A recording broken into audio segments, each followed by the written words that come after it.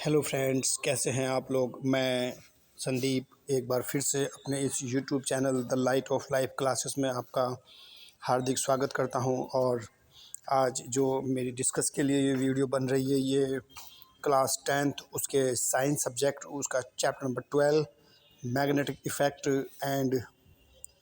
Effect of electric current है। और इस चैप्टर के अंदर हम ये सीखेंगे कि इलेक्ट्रिक करंट का मैग्नेटिक इफ़ेक्ट क्या क्या हो सकता है, और इसमें कुछ एग्जांपल भी दिए गए हैं, तो उसमें हम ये डिस्कस करने जा रहे हैं। चलिए चैप्टर को स्टार्ट करते हैं। इसमें ये लिखा हुआ है कि in the previous chapter on electricity we learn about the heating effect of electric current. मतलब हमने लास्ट चैप्टर इलेक्ट्रिसिटी में ये सीखा था कि इलेक्ट्रिक करंट के हीटिंग इफ़ेक्ट क्या होते हैं, और what could be the other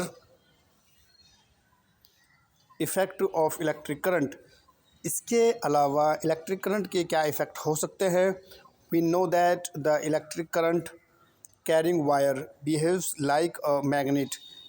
हम ये जानते हैं कि जो इलेक्ट्रिक करंट वाला वायर होता है, यानी कि ऐसा कोई भी वायर जिसके अंदर इलेक्ट्रिक करंट हो पहले से, वो एक मैग्नेट की तरह बिहेव करता है। Let us perform the following activity to reinforce it. चलिए इस एक्टिविटी के द्वारा हम ये देखेंगे कि कैसे एक कंडक्टर, मतलब इस एक ऐसा वायर जो ऑलरेडी जिसके अंदर से करंट फ्लो हो रहा हो, तो वो कैसे एक मैग्नेट की तरह बिहेव करता है। ये एक्टिविटी नंबर 12.1 आपकी बुक में दी गई है। इस एक्टिविटी में हम ये देखेंगे कि कैसे एक करंट कैरिंग वायर एक मैग्नेट की तरह बिहेव करता है। तो इस डायग्राम को वापस हम दोबारा से रिवाइज करेंगे, इससे पहले आगे पढ़ लेते हैं थोड़ा। और इसमें लिखा हुआ है we see that the needle is deflected.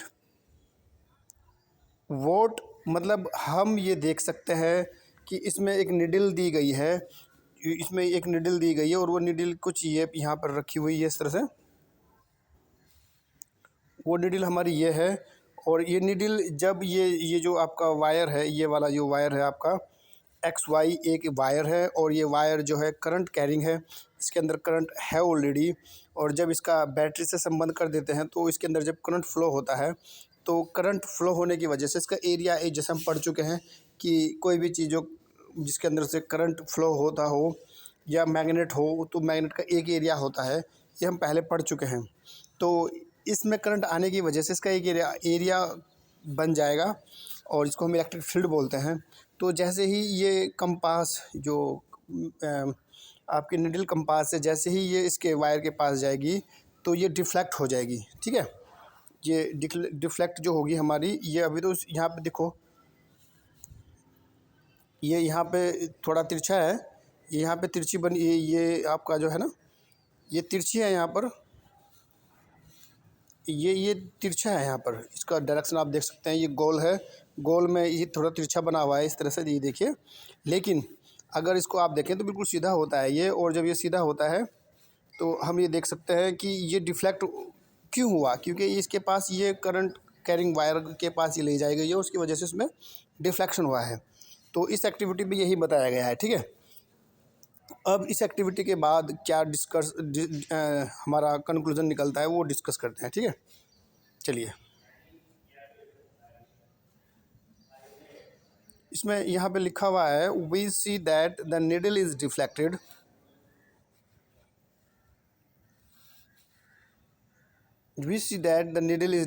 यानी कि हम देख सकते हैं कि जो निडल है वो डिफ्लेक्ट हो चुकी है।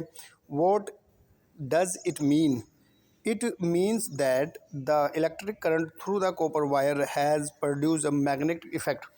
यानी कि इससे हम ये पता लगा सकते हैं कि जो कॉपर का वायर है, जो हमारा वायर था वो कॉपर का था, उसके अंदर जब करंट जो फ्लो हुआ तो उसकी वजह से एक मैग्नेटिक इफेक्ट पैदा हुआ। ठीक है, thus we see that the electricity and magnetism are linked to each other.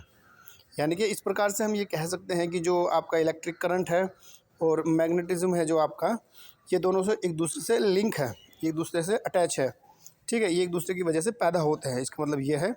Then what about the reverse possibility of an electric effect of the moving magnet. तो इसके बाद हम ये देखेंगे देन तब what about the reverse possibility, यानी कि उल्टा क्या पॉसिबिलिटी हो सकती है कि जो इलेक्ट्रिक इफेक्ट होता है मैग्नेट का, जो हम मैग्नेट को घुमाएंगे अगर, उसका इलेक्ट्रिक इफेक्ट क्या हो सकता है हमारा। In this chapter we will study about magnetic field and such electromagnetic effects.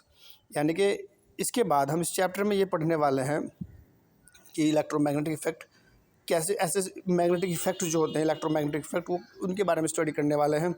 We shall also study about electromagnets which involve the magnetic effect of electric current. इसमें हम ये सब चीज़ें डिस्कस करने वाले हैं। और ये आपका एक पैराग्राफ दिया गया है, इस पैराग्राफ के बारे में थोड़ा डिस्कस करते हैं, थोड़ा इसको देख लीजिए अच्छे से। इसमें लिखा हुआ है हैंस क्रिश्चियन, ये एक साइंटिस्ट है हमारे। Hence Christian Oersted one of the leading scientist of the 19th century played an crucial ये लिखा होगा यहाँ पे, played a crucial role in understanding electromagnetism. 19th century में हैंस क्रिश्चियन ओरस्टेड नाम के एक साइंटिस्ट थे, जो लीडिंग साइंटिस्ट बोले जाते हैं 19th सेंचुरी के। उन्होंने इलेक्ट्रोमैग्नेटिज्म को समझने के लिए एक क्रूशियल रोल अपना प्ले किया था। इन 1820 यानी कि 1820 में ही accidentally discovered that a compass needle got deflected. मतलब उन्होंने 1820 में अचानक से, मतलब एक्सीडेंटली लिखा हुआ है यहाँ पे, अचानक से मतलब उन्होंने ये डिस्कस करा था कि जो कंपास नीडल है वो डिफ्लेक्ट हो जाती है। कैसे, कब होती है वो, when an electric current pass through a magnetic metallic wire placed near by. मतलब जब एक मैग्नेट को, हमारी कंपास नीडल को एक मेटालिक वायर के अंदर, जिसके अंदर से करंट फ्लो हो रहा है, उसके पास लेके जाया जाता है, तो वो डिफ्लेक्ट हो जाती है, ठीक है। और इसके बाद लिखा है through this observation Oersted showed that the electricity and magnetism were deflected phenomenon related phenomenon.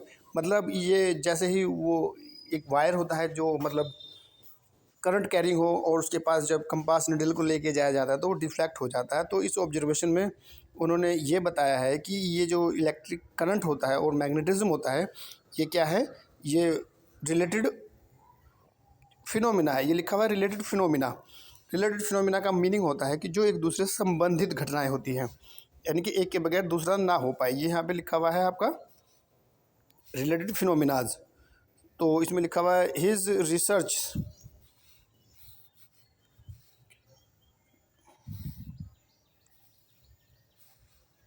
His research later created technologies such as radios, televisions and fibre optics. मतलब उनकी जो रिसर्च जो रही है, टेक्नोलॉजी उन्होंने बनाई है, वो रेडियो में, टेलीफोन और टेलीविज़न में और फाइबर ऑप्टिक्स में काम आई है। The unit of magnetic field strength is named the oersted in his honour. और मतलब आप ये समझ लीजिए कि जो मैग्नेटिक फील्ड की स्ट्रेंथ की जो यूनिट होती है वो उनके ऑनर में ही ओरस्टेड रखी गई है। तो मैं इस चैप्टर को, अगर इस पेज को ओवरव्यू दूं आपको, तो इस चैप्टर में हमने जो पढ़ा है, हमने ये पढ़ा है कि जब एक करंट कैरिंग वायर के पास एक कंपास नीडल, जो एक्चुअली एक रियल में अपने आप में एक मैग्नेट होती है, जब उसके पास में लेके जाई जाती है तो उसकी जो कंपास की नीडल होती है वो डिफ्लेक्ट हो जाती है। इस बात को सबसे पहले जो हमारे सामने पेश किया था वो सर हैंस क्रिश्चियन ओरस्टेड ने किया था। और ये आप अपने जाके एनसीईआरटी की बुक में देख सकते हैं। और इन्होंने इस रिसर्च को जो इन्होंने बताया था, ये टेक्नोलॉजी बनी थी, और ये रेडियो, टेलीफोन और आपका ऑप्टिक्स, फाइबर ऑप्टिक्स में काम आती है। तो इसके लिए इस पेज पे हमने ये डिस्कस किया है। अगर इस पेज से रिलेटेड आपका कोई भी क्वेश्चन हो, कोई भी क्वेरी हो, या पेज में कुछ भी डाउट हो, तो आप मुझे इस अपने वीडियो के कमेंट सेक्शन में जाके कमेंट दे सकते हैं। और अगर आपको ये वीडियो अच्छी लगी हो तो फ्रेंड, मैं आपसे कहूँगा कि इस वीडियो को ज़्यादा से ज़्यादा शेयर करें, ताकि बच्चे इसको अच्छे से लाभ उठा सकें और आपकी समझ में अच्छे से पढ़ाई आ सके। मैं उम्मीद करता हूँ कि ये पढ़ाई आपको अच्छे से समझ में आई होगी।